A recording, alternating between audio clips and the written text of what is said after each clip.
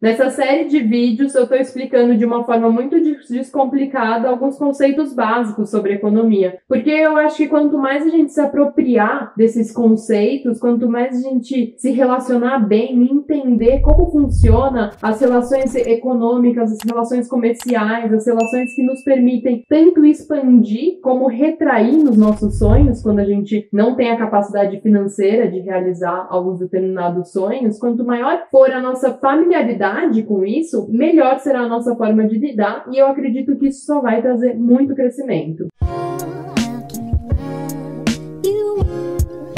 Hoje a gente vai falar sobre a inflação, ela que já foi realidade do cotidiano dos brasileiros. Lá na década de 80, 90, os nossos pais, eles tinham que ter um freezer em casa porque eles faziam grandes compras por mês para garantir que comprassem a um preço mais baixo, porque dia a dia tinha uma variação absurda nos preços e o valor do salário, ele caía muito, então o poder de compra ele só caía no decorrer do mês. Os salários, óbvio, não acompanhavam o crescimento dos preços no mercado. Essa era uma situação de hiperinflação. E hoje em dia, em 2021, a gente está vendo algo semelhante, dos valores caindo, do nosso poder de compra diminuindo. E para falar sobre inflação, a gente precisa entender uma regra básica da economia, que é a lei da oferta e da demanda. Talvez você já deva ter ouvido essa lei. Ela marca que quanto maior a oferta, menor é o preço, e quanto menor é a oferta, maior é o preço. Para facilitar a compreensão, a lei da oferta e da demanda ela atua com três bases, que é a demanda, que somos nós que compramos, que precisamos consumir esses produtos, a oferta,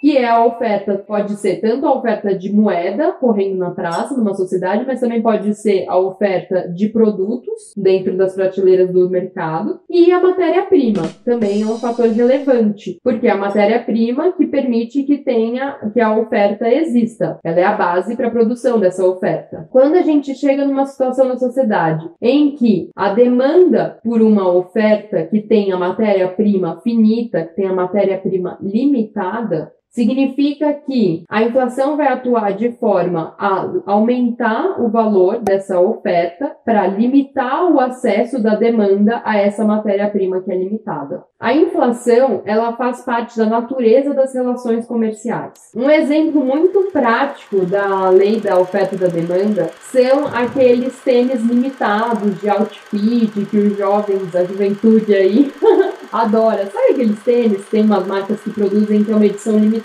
só 1.000 para o mundo inteiro, e que você tem que se cadastrar para poder ter a oportunidade de comprar esse tênis e só você vai ter. Então, essa estratégia de marketing, ela atua completamente na lei da oferta e da demanda. Por quê? Ela cria uma oferta que é muito pequena para que o preço suba e para limitar o acesso das pessoas a esse tênis. E só quem está disposto a pagar muito por essa oferta que tem acesso, e ela se sente muito especial por ter comprado aquilo. Enfim, esse é um exemplo muito prático da lei da oferta e da demanda, como que ela atua no mercado. E a inflação, ela está presente nessa variação de preço. Por isso que a inflação é uma natureza das relações comerciais.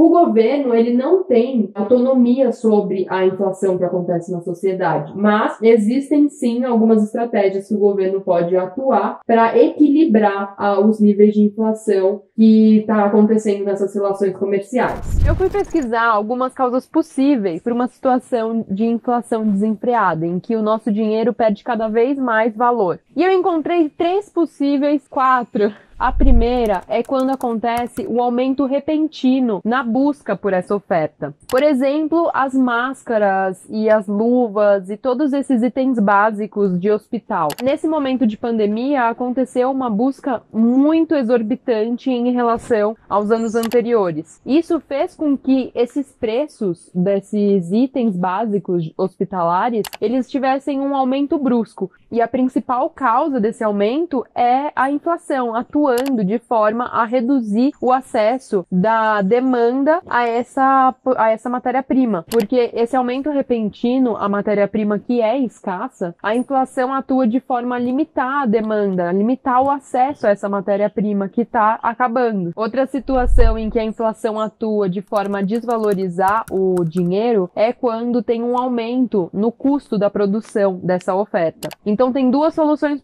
possíveis. Uma é reduzir a quantidade de oferta que é produzida e assim, reduzindo a quantidade de oferta com a mesma quantidade de demanda, o preço sobe. E outra, a segunda possibilidade, aplicar o aumento da produção dessa oferta no preço final, mantendo a mesma quantidade da produção dessa oferta, porém o preço vai subir de qualquer jeito, porque vai ser incorporado no preço final que o consumidor, que a demanda, vai estar arcando com esse aumento, com esse reajuste. Outra situação que a inflação atua desvalorizando a nossa moeda é quando o Banco Central e a Casa da Moeda decidem emitir mais papel moeda. O que acontece? Acontece que quando emite mais notas de dinheiro, o nosso dinheiro ele tá valendo menos. Por quê? Pensa comigo. Se a gente tem determinadas ofertas no mercado e essas ofertas elas são compradas com 10 moedas, significa que essas 10 moedas podem comprar todas essas ofertas que estão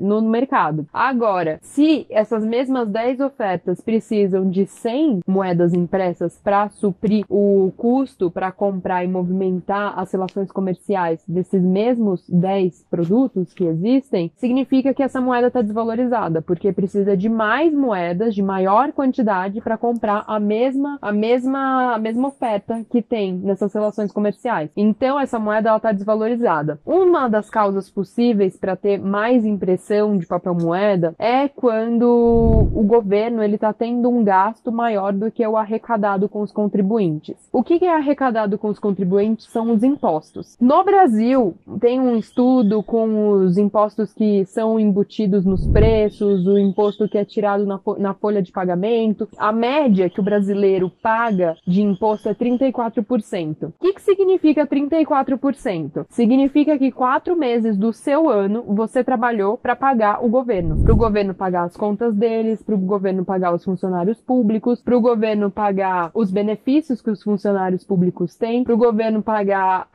o investimento em infraestrutura para o país, para pagar as políticas públicas. Esses 34%, esses 4 meses do seu trabalho foram voltados diretamente e exclusivamente para impostos do governo. Se um governo que recebe 34%, que é muito, essa é uma taxa de impostos escandalosa. O Brasil é um dos países que mais recolhe dinheiro dos contribuintes da população e que menos dá serviços públicos para as pessoas. Então, se um governo que já arrecada nesse valor exorbitante ainda está gastando além do que ele já arrecada e também não está construindo novas infraestruturas, está sempre com o discurso de que não tem dinheiro, de que tem que cortar gastos e tal, significa que esses políticos, presidentes, deputados, senadores, muitos deles estão criando um rombo nas contas públicas, porque estão desviando dinheiro para eles mesmos. Ou seja, se tem a necessidade de maior impressão de papel moeda, numa situação em que um país tem uma taxa de impostos muito alta, como é a do Brasil, de 34%, significa que a gente está sendo roubado. Eu não sei explicar de outra forma. Para mim, na minha percepção, na minha análise, é isso que significa. Um rombo nos cofres públicos. E uma quarta situação possível para a inflação atuar de forma a desvalorizar o nosso dinheiro é quando o Banco Central reduz a taxa Selic. Porque a taxa Selic é o índice de juros em que os bancos vão pegar empréstimos dos cofres públicos para colocar o seu valor de administração e distribuir para a sociedade. Com uma taxa de juros baixa, significa que os empréstimos vão estar mais acessíveis para a população. Com os empréstimos mais acessíveis, você aumenta a demanda, porque as pessoas vão ter mais poder de compra. Aumentando a demanda, significa que a inflação vai estar atuando, aumentando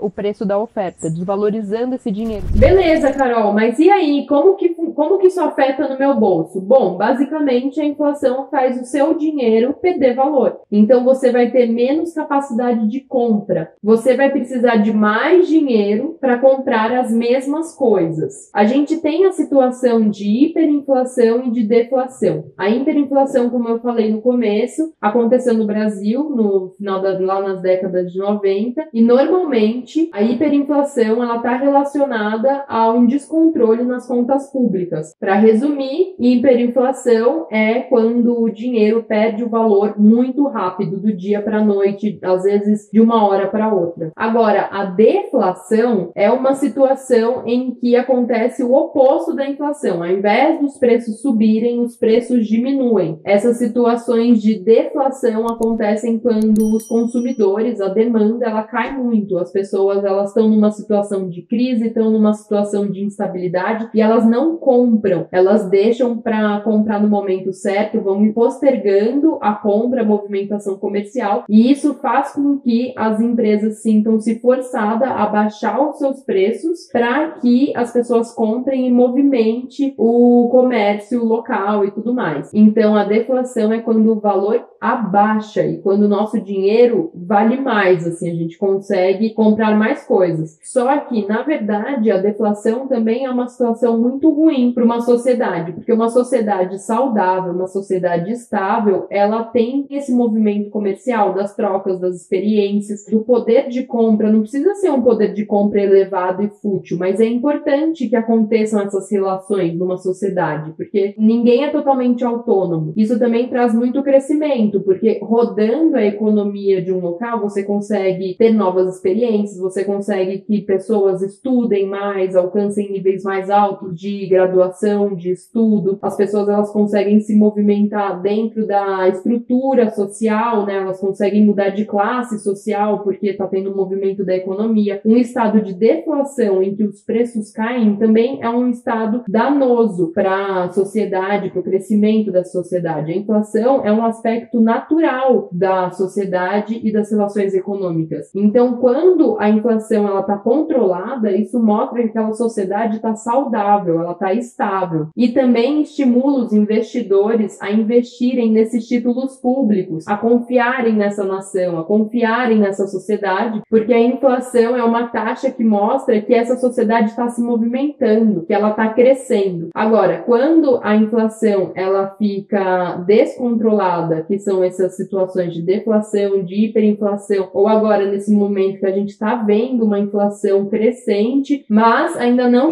alcançamos um nível de hiperinflação e espero que a gente não atinja, porque se a gente chegar no nível de hiperinflação, significa que o nosso governo ele está roubando completamente as contas públicas e todo o dinheiro que a gente entrega de forma obrigatória através dos impostos. Isso também me faz colocar em questionamento qual é a forma de economia. Lembra no outro vídeo que eu falei sobre a economia ser a confiança? Qual é a confiança que a gente quer depositar em qual sistema econômico, em qual moeda? Uma forma de fugir da inflação, por exemplo, aqui no Brasil, a inflação ela se dá no real, porque as contas públicas são pagas no real. Se a gente começar a movimentar as nossas vontades comerciais, se a gente começar a movimentar a economia, comprar na padaria, comprar as coisas do cotidiano em Bitcoin, por exemplo, a gente vai fugir dessa flutuação da inflação que tem dentro do país. A gente vai fugir dos gastos das contas públicas, porque a gente vai ter o nosso dinheiro que a gente está movimentando, ele é independente a esse governo, a esse Estado. As criptomoedas ainda facilitam muito mais, porque não necessariamente você tem que pagar os seus impostos. Eu quero até entender mais disso para ver mesmo, porque eu posso estar afirmando besteira aqui. Agora, que eu acredito que as criptomoedas são uma solução para esse sistema econômico falido que a gente vive no Brasil, eu tenho plena convicção. Quanto mais relações econômicas, maior é a abundância, a diversidade, capacidade de ter outras experiências de crescimento interno, tanto como nação, como crescimento pessoal. Por isso eu acho importante que a gente se aproprie desses conceitos, desses conteúdos, para que a gente saiba lidar de uma forma mais saudável com o dinheiro. Você, a Danoninho, é revoltada. Por quê?